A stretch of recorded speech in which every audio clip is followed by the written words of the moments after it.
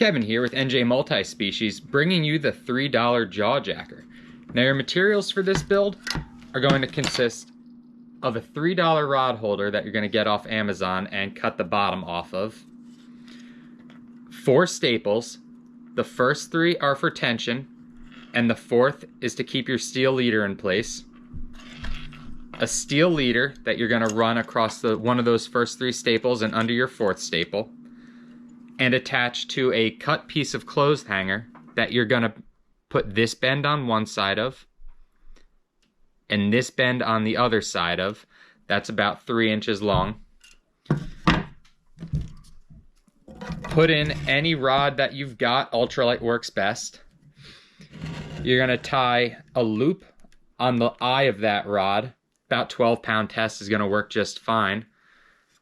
Thread your line through that last loop you made in the clothes hanger. Fish bites.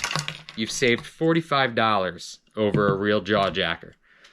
I like to add a bell to these rods and some red tape to these rods so that you can see them from a little further away when you're in your shanty. Hit like, follow the page, subscribe. Have a great day, everyone.